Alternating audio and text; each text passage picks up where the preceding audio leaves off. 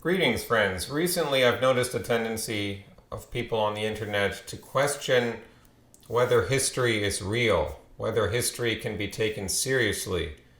If all of history is fake, if all of history as we are taught did not occur, or entirely different history occurred that we don't know of.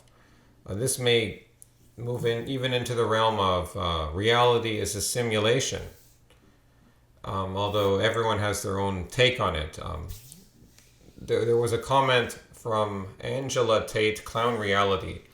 She said, kinda wondering if there's any history, history in quotations, any history at all before the 1800s.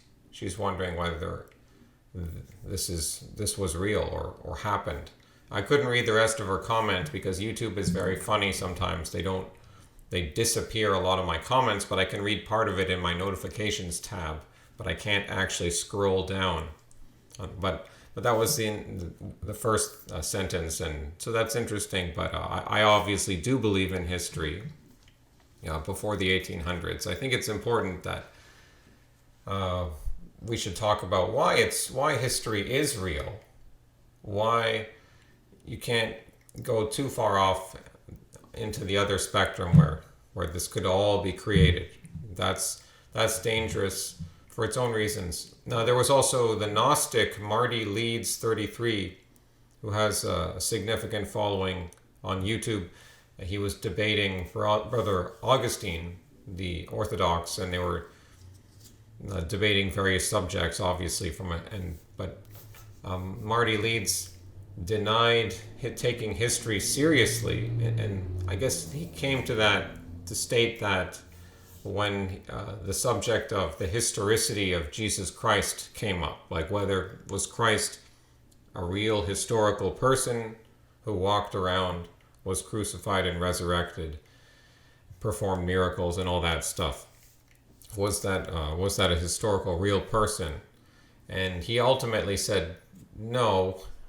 Christ is a timeless principle, or Christ is a transcendent reality, which I don't think is necessarily wrong to invoke these other sure, there's a whole universe of other things going on, but that's pretty blasphemous to deny Christ, the real incarnation. That's very that there's nothing Christian about that. So, but this does involve history. This shows you where history and religion intersect.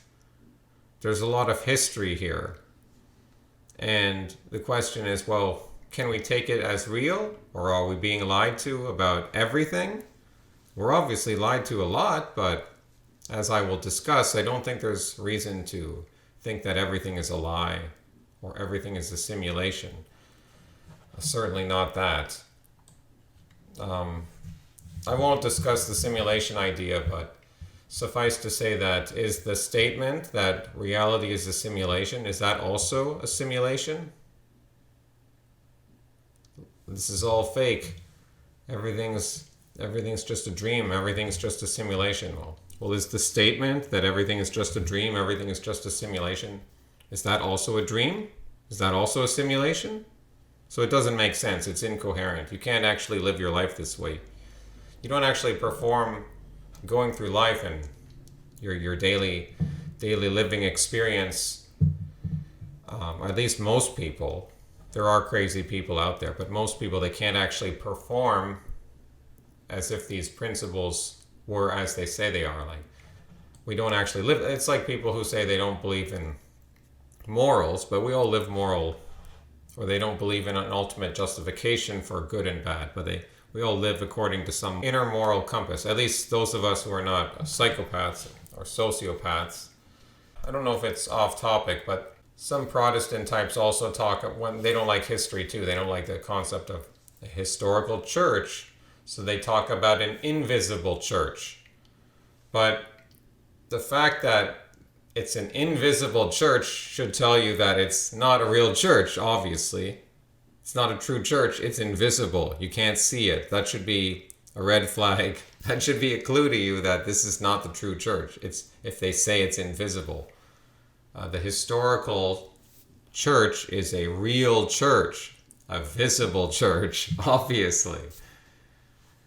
Not that there's other levels to the meaning of church. It is not merely just a physical building with real people or real institutions. It's not merely just that, but that element is just there, just like the real historicity of Christ is fundamental. A real man there in history, well documented.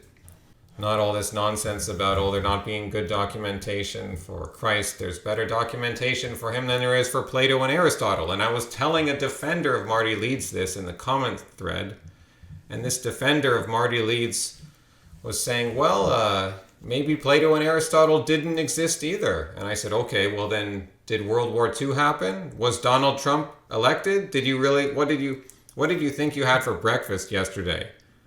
You know what? Maybe that didn't happen at all, man. Because that's history. As Marty Leeds would put it, history is traditions of men, or the church is traditions of men, and seeming to be unaware that there can be traditions that come from God through men. Like God can work through men. That's what happens in history a lot of the time. This is history. This is how we make sense of our reality. And yes, it goes on faith. So you can deny history. That's fine. I mean, ultimately, I can't stop you, but you're moving into a different culture. You're now separating yourself from what remains of our Western, or not even really Western, like Christian or that sort of cultural foundation. You're now moving into something else, something which would seem to me to be more chaotic, because it's coherent in terms of what's the word I'm looking for? Epistemology. How do we know what we know? How do we justify our knowledge? This is a key consideration when we're talking about something as basic as history. Is history real? Yes, there are fundamental principles which we embrace on faith. And if we choose the right fundamental principles, then the system will never self-destruct. What do I mean by that? Well, the system of epistemology, how do we justify knowledge? How do we recognize the truth over time, at least, over our own lives, over the lives of many men? How do we recognize the truth? By whether the system is coherent, whether it is logical, whether it can be demonstrated, whether it's consistent, it doesn't self-contradict.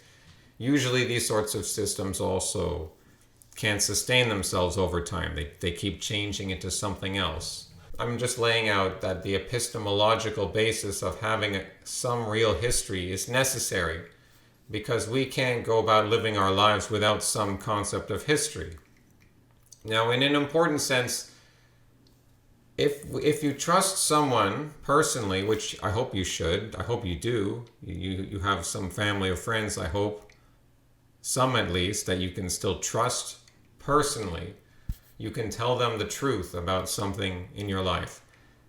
And they are obligated to recognize that they are being told the truth, and they must realize that you were also told the truth by someone you knew about some other thing. So this is a connection of the truth passing on between real people. We don't have to invoke 200 years ago. This is in your own real life here. You can see how truth is passed on from one person to another. And yes, things are lost along the grapevine or down the broken telephone, but there's always some spirit of truth still moving through there. This is implicit. We can't live our lives without accepting that there is a true objective reality out there that humans can communicate personally. The personal element is important. This is not an abstract thing. This is the personal element there involved in knowledge. But if you trace this back in time, this becomes history. This does move us beyond the here and now. And yet it's still real as a metaphysical concept, like something that you can't grasp and say it's right here, but it's still real.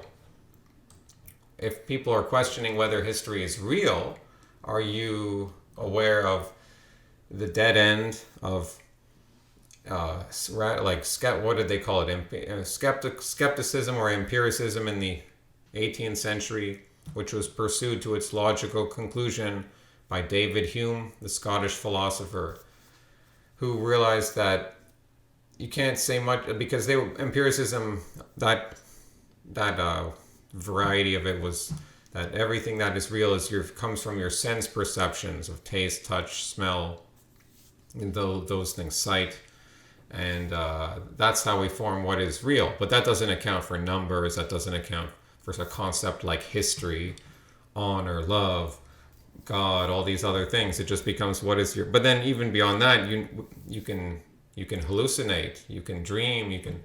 And so David Hume was willing to admit this, but most people don't admit this because when you admit this, then you can't really say much about anything at all, whether what is good or bad or how do you justify anything. It's just the system and becomes very incoherent. So that approach is already being tried. Like this whole idea of like radical things that we think are implicit being fake or this is not a new thing. This recurs through time, and of course we are lied to. There are constantly, but you don't throw out the whole cultural foundation because you can't actually live your life without some historical basis. Like what I would like to know is if you could make a society where you were able to communicate what you think is true, given that you think that all this Western history, European history, everything everything is all fake, then how would you go about justifying your own knowledge in this new society of yours? How do you justify it without some concept of history, of events in the past beyond your life, going back at least some generations? What would you ground it on, which is not ad hoc, which is not just arbitrary? Because the concept of God is not arbitrary. It works. It doesn't self-implode. Maybe I haven't done the best job at explaining that. I'm not trained in philosophy, so what can I say? But to me, it doesn't seem to make sense. You would have some concept of history and how would you not why the arbitrary before the 1800s it's not real? Or I mean sure, we can agree that history becomes murky once you get further back in time. It's not just that things that are older are necessarily murkier or less known. There could be times in history that are more known or less known, but history is a very old discipline. I can't think of a civilized culture that didn't have some form of historians, whether literate or illiterate. Like the ancient cults had their bards, they had druids. These people could recite an incredible amount of memorized knowledge. So the fact that the boundary blurs with myth, the further back you go in time, that should not undermine the notion that there is still a lot of real history. And for myths to take hold, they need to capitalize on truth. So truth can never be entirely abstract. Truth and stories, they need to involve real physical events occurring. Like I mentioned, the incarnation. And this concept of story itself is very fundamental in being human, I would say. What human culture doesn't have some concept of being part of a story? I suppose you can move into nihilism or postmodernism where everything is chaotic and meaningless, but those systems can't really flourish over time because they don't come from the truth, which is that we are part of a great story here, which is implicit in the concept of history too. Those words are related. So I mentioned the importance of just trusting people in your life about truth, about any basic matters that they tell you. I mean, obviously you can't trust anything someone tells you, but I'm just saying the concept that hopefully you trust at least some people in your life and they can be honest to you and you know that they're telling the truth. This is implicit. We can't live our lives without trusting some people. It's implicit. Just in terms of actual physical evidence. Like I didn't start by talking about physical evidence because I wanted to come at it more from a deeper perspective, a more basic, like, what is your worldview? to deny that all this history could have happened. But having said that, there is plenty of documentation for at least the last 2,000 years. I mean, yes, there are, sometimes it's difficult to tell what century exactly something came from, like after the collapse of the Western Roman Empire, up until around, close to the year 1000. It was a bit more murkier. There were a lot of changing things going on in Europe, migrations and things, but still, there was things that tie together a narrative. Things like real apostles and passing on their teachings personally. I keep mentioning that word personal. It's important. Not an abstraction. Personal, real men back then, which eventually, connects to you in some distant way. They passing on these teachings. You can think of kings passing on their lands to sons. These are real things that occurred. There's lots of evidence for this. And the Western Roman Empire, the Eastern Roman Empire, or Byzantium, and their descendants passing on their knowledge in institutions. I'm not even getting into folk knowledge and all the other stuff that was going on in Europe that gets passed on. And you have monks in their monasteries storing up vast reservoirs of knowledge, passing it on. This includes like what you might call scientific or even mathematical knowledge. Significant events being recorded, like wars, famines, pestilences. I mean, there was vast church archives or records of a lot of these things. There were parishioners, baptisms, deaths, and some of these other royal documents regarding important stuff, obviously, like taxation and it's like the Domesday census of the Middle Ages. I forget when that was. That was after William the Conqueror, I think, invaded England. So he wanted to figure out exactly who he could tax in England. So there's a lot of the Magna Carta, all these documents, and yeah, I'm not basing everything on documents. It's not just written stuff, but that's part of the picture. There's physical buildings, castles, archaeological evidence. And I guess you can say, you want to reinterpret it, you want to shift the timelines around. Okay, yeah, that's a conversation we can have, but still, it's not really shaking up that there is a real story unfolding here, a succession of events, different reigns, different kings. Marty Leeds was saying, there's no specific date for all the events in the Bible when they were occurring. And he was saying, well, because there's no specific date, then you can't take it seriously as history, which is ludicrous. If you study history, you're going to just come to see more and more that it is very real, even more real than you may have thought before you started studying history. I'm not implying that everyone who believes that history isn't real doesn't study things. I'm not trying to suggest that, but a lot of people probably just aren't aware. They haven't really looked into these things. And you're gonna study history, and you're gonna notice, yeah, we were lied to about this. The Civil War, it wasn't really like what they say it was, or World War II. The perspective we're taught, there's definitely another side to the story that we're not getting. So you start to see, but to somehow come to the conclusion that it's all fake, history is not real. No, that doesn't. I think the opposite would occur. Things would become quite real. The most important reason why history has to be real is that you can't really live your life as if you're not part of some story, because that gives your life meaning. And also you can't not trust, if you're going to trust basic people that you know in your life, then that's already tying you into the sort of forming knowledge, justifying knowledge, which is the same basic principle in history. It's just magnified on a greater scale. To conclude, two more things, like the concept of revelation in Christianity. This is really just, one in the context of this video, I would just say that here we have the concept that we're being told something like this happened, this will happen. There are some things that we have to be told. there are some, and we have to take it on faith, and we see where that takes us, obviously. But if you want to reject that and take, fine, but you'll have to take something else on faith, and then you have to see where that takes you. So revelation, some things, some aspect is simply being told what happened and what will happen, and why do we trust who tells us this? And well, we've already discussed that, right? There's inescapable reasons that you're going to have to accept something which is like revelation. Maybe.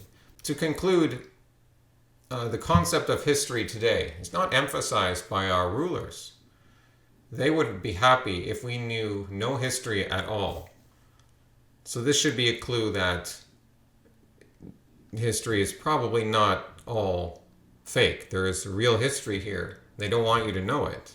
Not that I think that knowing everything or just endless pursuit of knowledge is somehow gonna free you or enlighten you or what. It's not necessarily gonna make you a better person morally, but knowledge is important. It is fundamentally important to a degree, because the more we understand where we came from, the more we can see where we're going, and therefore we can adjust our actions. Hasta luego, amigos.